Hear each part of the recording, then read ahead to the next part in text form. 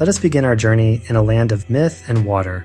Cambodia's story does not start with a king, but with a queen, a powerful serpent queen, to be precise. The legend tells of Soma, a Naga princess whose father was the king of the serpents. Her kingdom was a watery one, a land that emerged from the floods. One day, a foreign prince named Kaundinya arrived by boat. He was an Indian Brahmin, a holy man, and a warrior. Seeing this stranger, Queen Soma prepared for battle. She was the fierce protector of her people and her land. She would not simply let this outsider take over. She was ready to defend her home with all her might. Kaundinya, however, was not just any traveler. He carried a magic bow, a gift from the heavens. He saw the beautiful and strong queen and was immediately captivated. He knew he could not defeat her with force alone. Instead, he used his divine weapon to subdue her powerful serpent army. But this was not a story of conquest in the way we might imagine. It was a fated meeting. After their encounter, Kaundinya and Soma fell in love. Their marriage was a magical union. It blended the local traditions of the serpent people with the new ideas and culture brought by the foreign prince.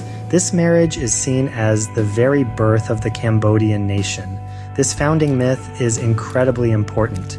It places a woman, a powerful divine queen, right at the beginning of everything. Soma was not a passive princess waiting for a prince. She was a ruler in her own right, a warrior who led her people. This tells us something profound about early Cambodian society.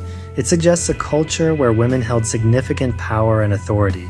This wasn't just a fairy tale, it was a reflection of a society where matrilineal traditions, where lineage was traced through the mother, were strong. The idea of female leadership was not strange or unusual.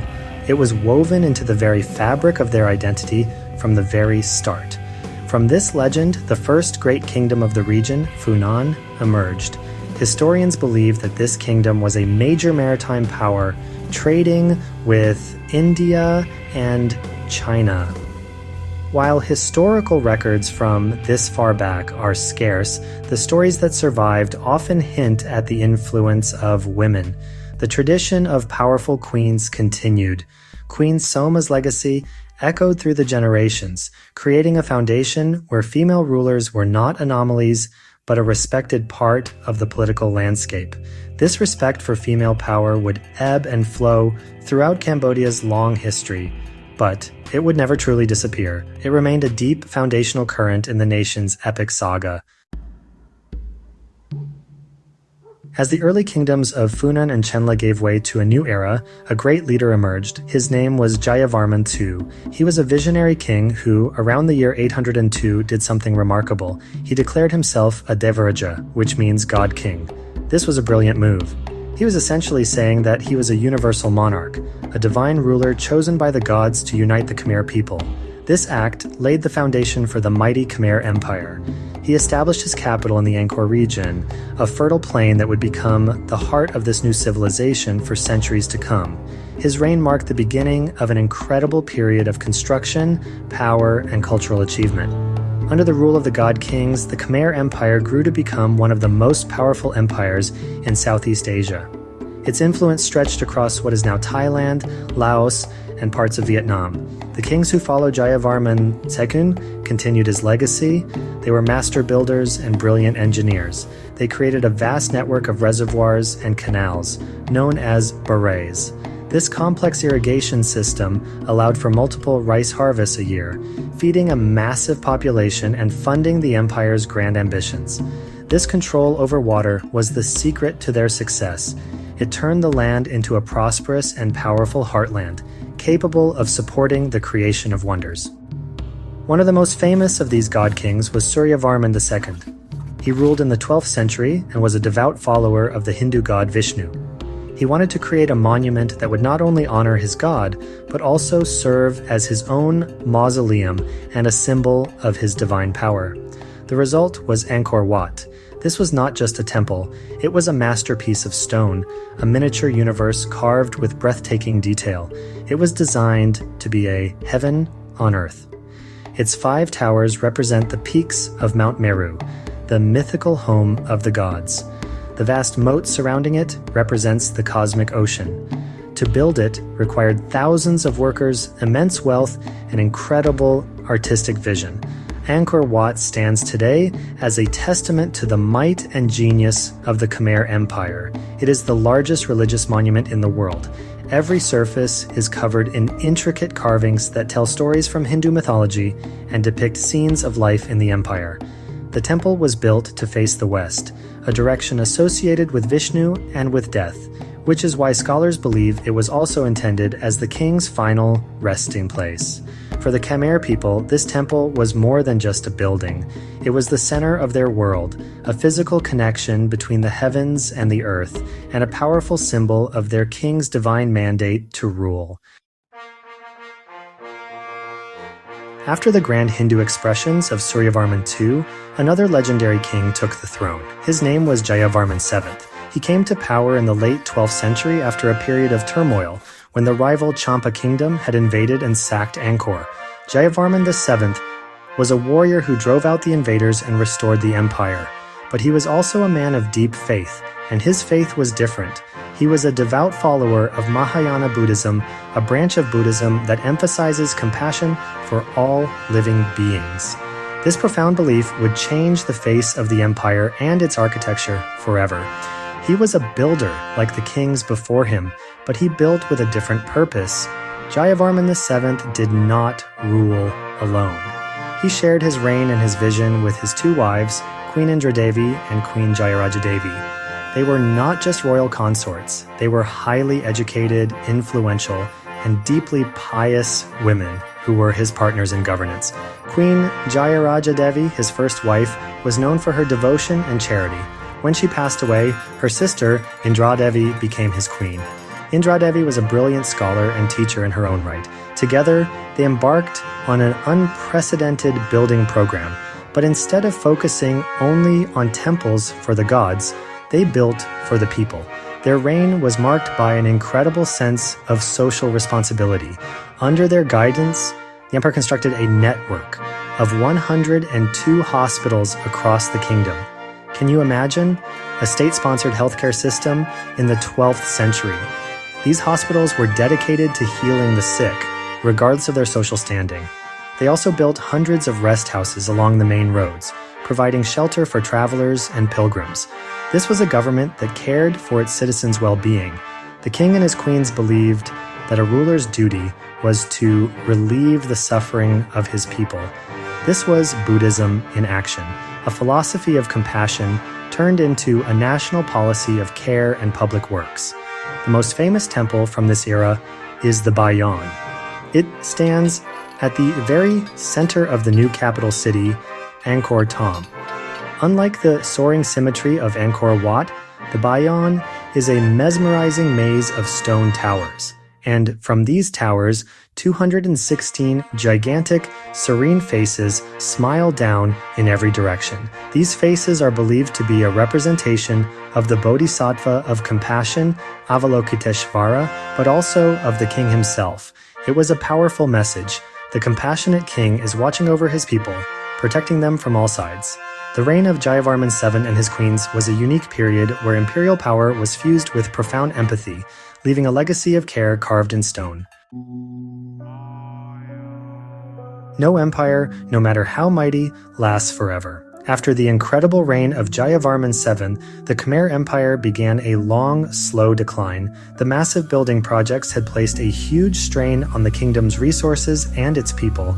Maintaining the vast water management systems that were the lifeblood of Angkor also required constant effort and a strong central government.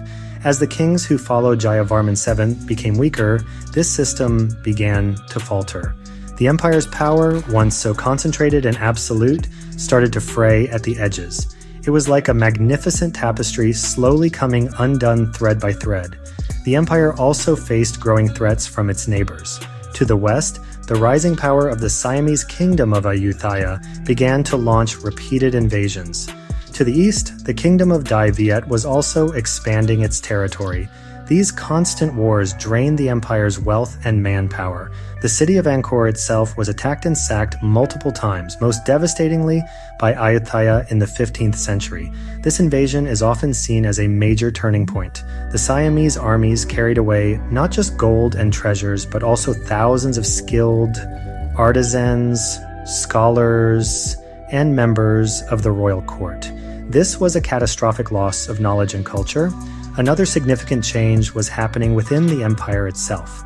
The dominant religion was shifting from the Mahayana Buddhism of Jayavarman VII to Theravada Buddhism. This new form of Buddhism was more personal and less focused on the grand state rituals of the god king.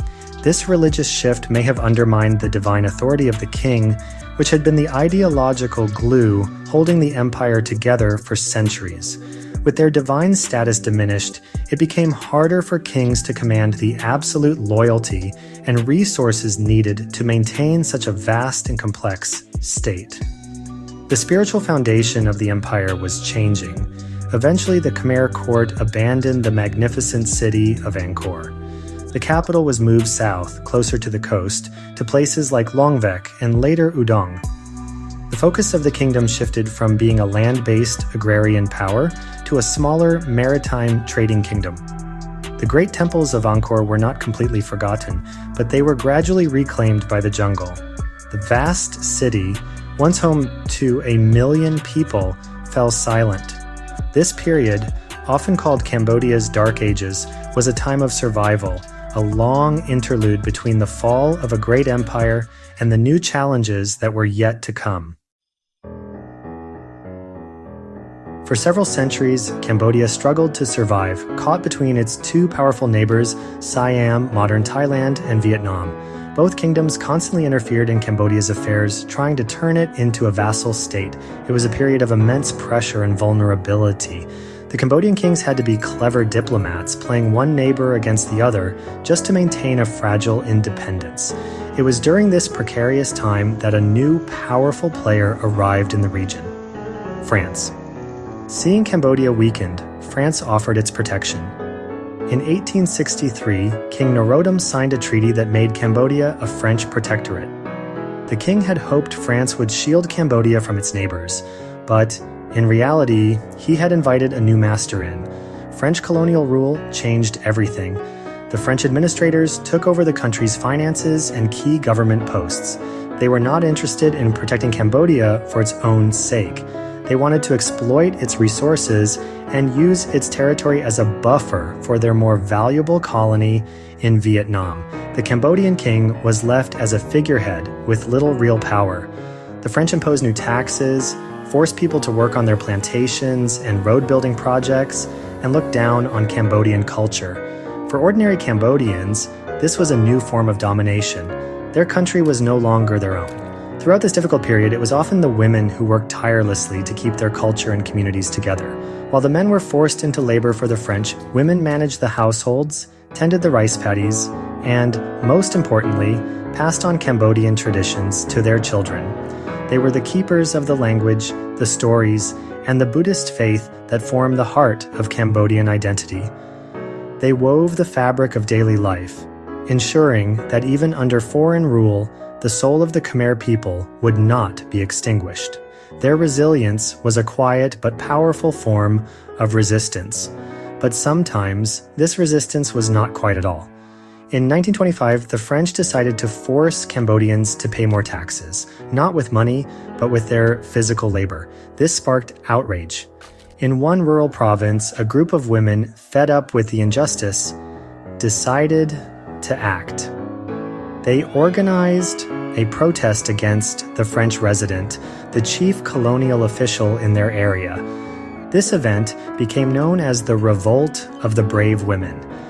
These ordinary village women, armed with little more than their courage, directly challenged the authority of the powerful colonial administration. Their bravery showed that the spirit of defiance, the spirit of Queen Soma, was still alive. After the end of World War II, a wave of independence movements swept across Asia. Cambodia was no exception. The charismatic King Norodom Sihanouk skillfully navigated the complex political landscape and, in 1953, successfully secured Cambodia's independence from France. For a time, it really seemed like a golden age had returned.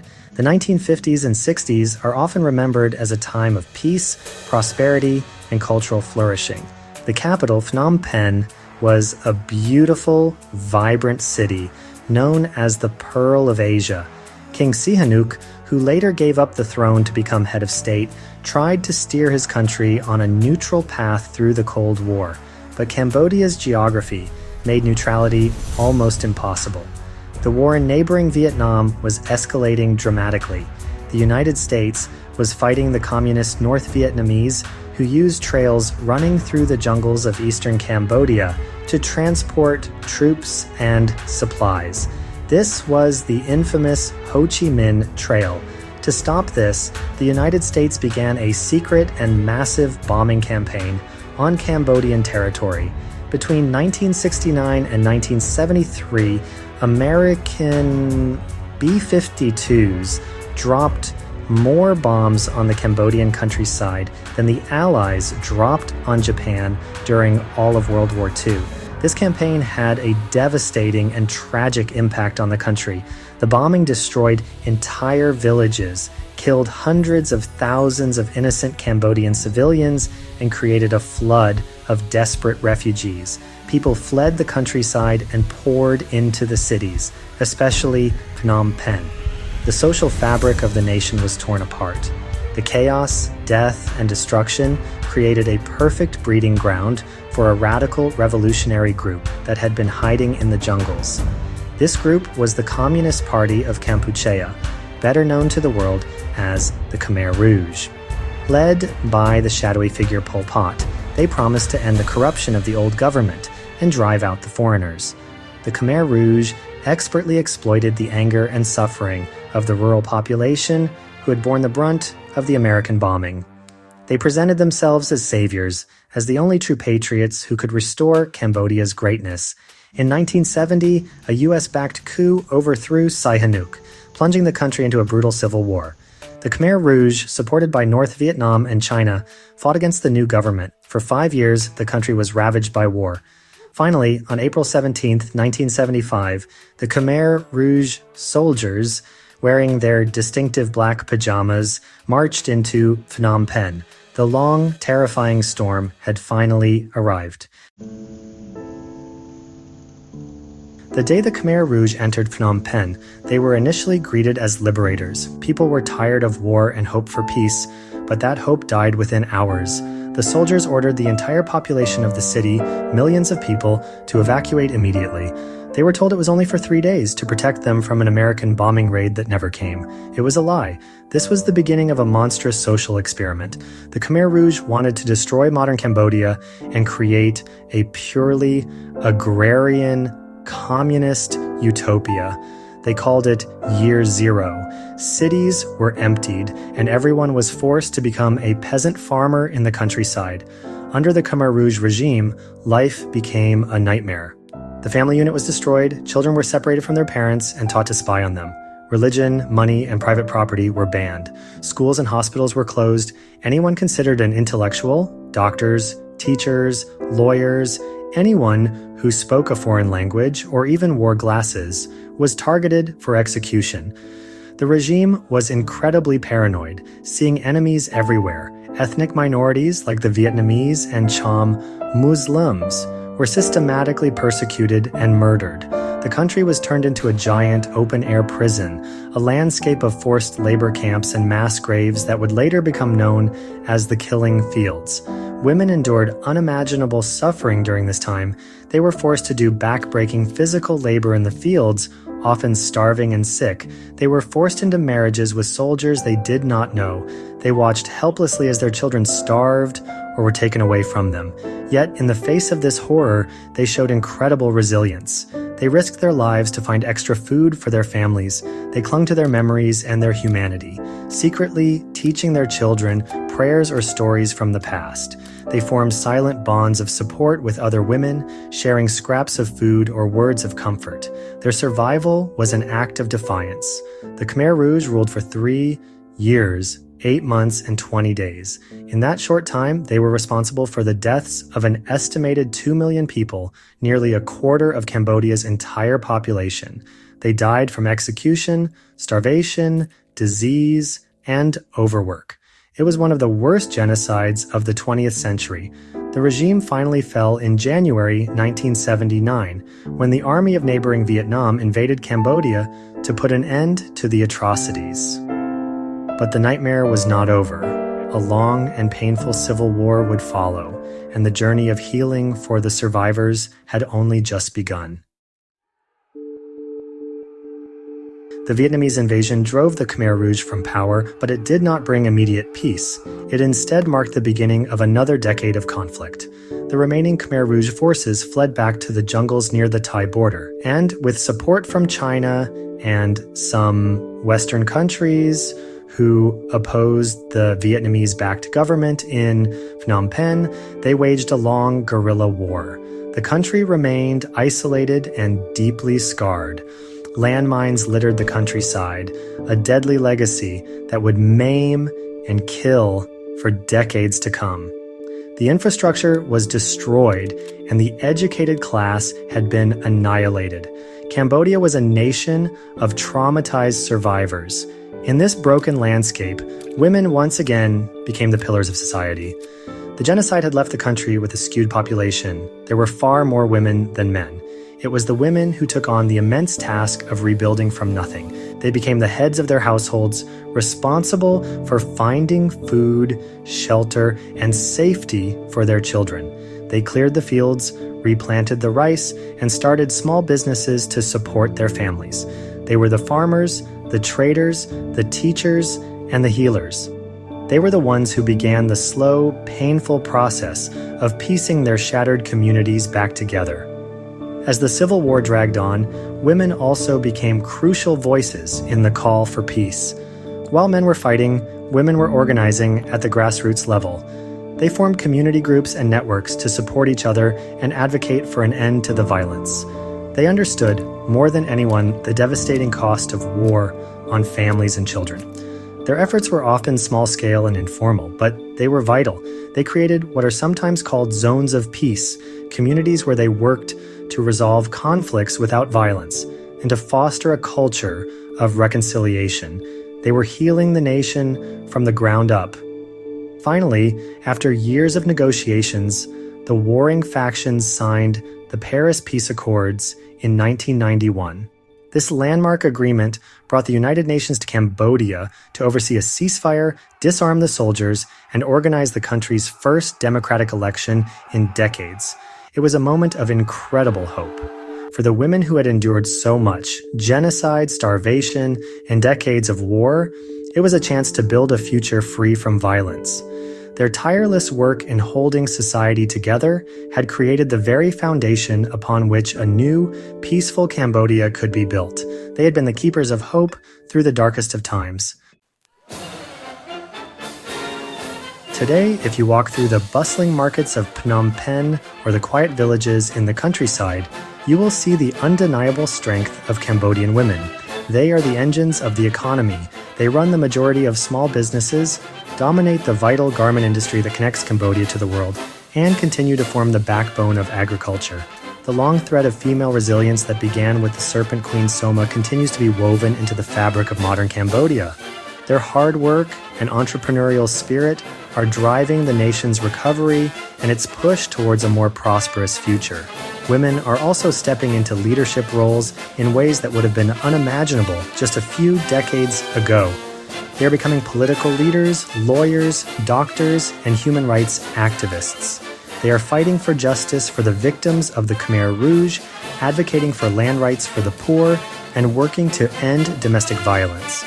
One of the most prominent examples is Mu Sochua, a courageous politician and activist who has campaigned tirelessly for democracy and women's rights. Women like her are challenging traditional norms and demanding a seat at the table where the future of their country is decided.